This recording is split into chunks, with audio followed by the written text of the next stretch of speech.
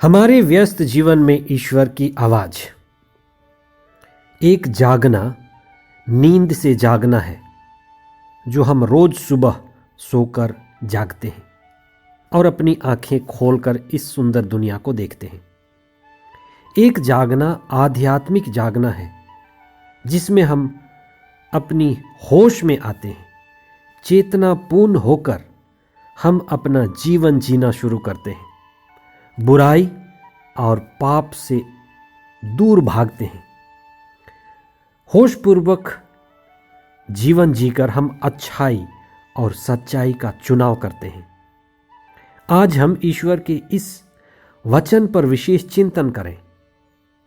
जीवन को चुनो, ईश्वर कहता है, जीवन को चुनो, चूज लाइफ। अच्छा चुनाव करना सद्बुद्धि से आती है।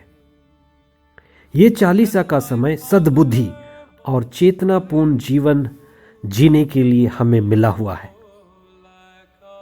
कि हम देख सकें कि इस जीवन के आगे भी अनंत जीवन है, कि इस दुनिया के आगे भी ईश्वरीय जीवन है। 40 का काल राखबूद के बाद का बृहस्पतिवार 3 मार्च 2022। पहला पाठ विधि विवरण ग्रंथ अध्याय 30 पद संख्याएं 15 से 20 तक और संत लूकस का सुसमाचार अध्याय 9 पद संख्याएं 22 से 25 तक। प्रभु की दिव्य वाणी यह कहती है, आज तुम लोगों के सामने मैं जीवन और मृत्यु, भलाई और बुराई दोनों रख रहा हूं। आप क्या चुनते हैं? प्रभु कहता है, तुम जीवन को चुन लो और सदा जीवित रहोगे। हमारा जीवन हमारा चुनाव है, हमारा जीवन हमारा ही चयन है। जो हमने चुना है वही हम हैं। हम दुकान से क्या लाते हैं? शराब लाते हैं या दूध लाते हैं? विष लाते हैं या शरबत लाते हैं? प्रभु कहता है, तुम जीवन को चुन लो और तुम सदा जीवित रहोगे। आज हम जो भी हैं वह हमारा चुना हुआ परिणाम है। जब हम छोटे थे तो हमारे माता पिता या हमारे अभिभावकों ने हमारे लिए अच्छी चीजों को चुना है। उन्होंने चुना कि हम क्या खाएं, क्या पिएं, क्या पहने, किस स्कूल में जाएं। जब हम बड़े हुए, शिक्षा ग्रहण किए, तो उन्होंने हमें चुनना सिखाया। वास्तव में जब हम शिक्षित होते हैं तो हम चुनना सीखते हैं। सारा प्रशिक्षण ही चुनने की प्रक्रिया है। शिक्षित व्यक्ति का यही अर्थ है, अच्छाई को चुनने वाला व्यक्ति। इसलिए आज हमें यह सवाल पूछना है कि क्या मैं शिक्षित हूं या अशिक्षित हूं, और ये इससे निर्णय होता है कि मैं क्या चुन रहा हूं।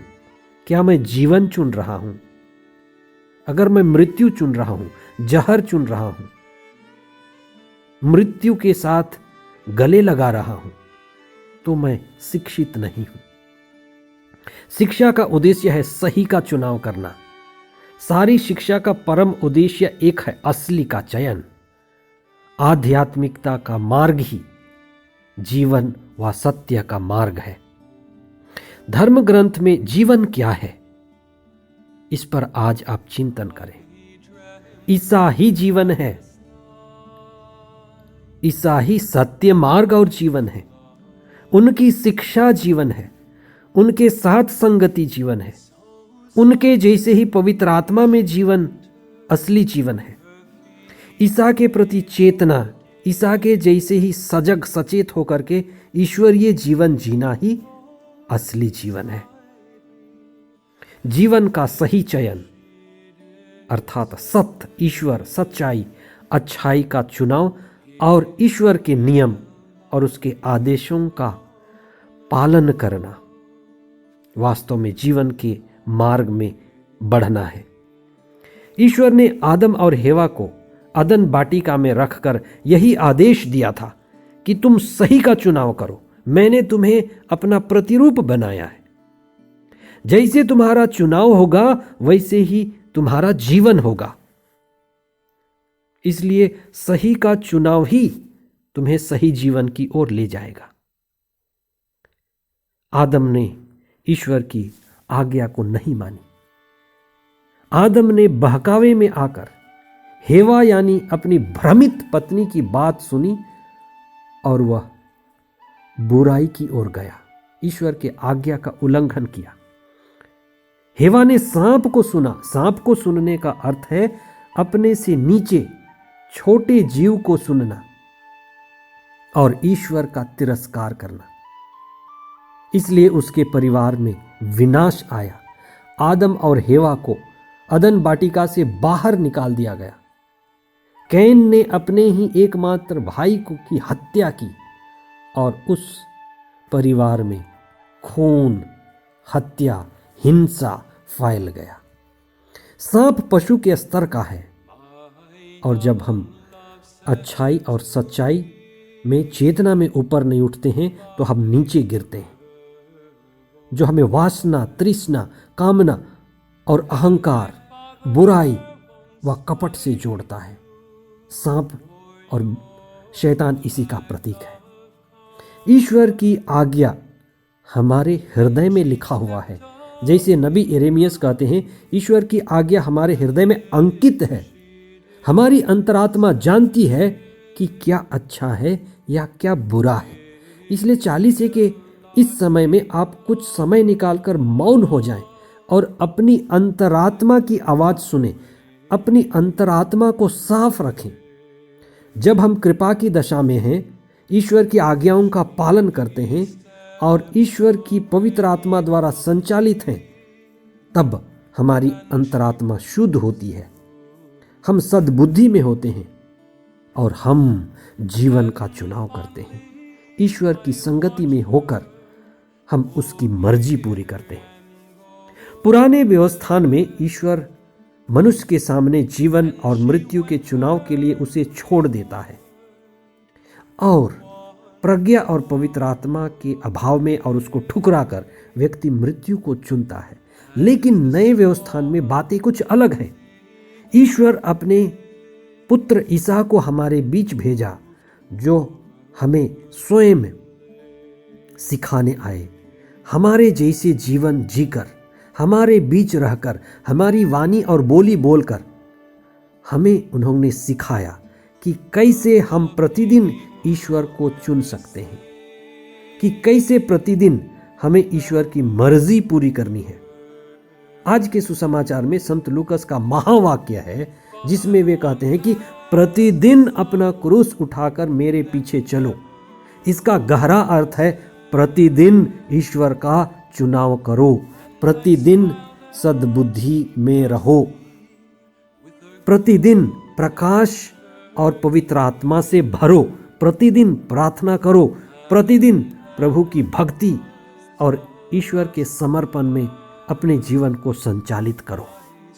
40 का समय आशीष और कृपा का समय है। आइए अपनी आत्मा के लिए, आप स्वयं आत्मा हैं, उनके लिए कुछ समय निकालिए और आत्मा से भरिए, पवित्र आत्मा और उसकी सद्बुद्धि से अपने जीवन को संचालित कीजिए। आइए हम प्रार्थना करें।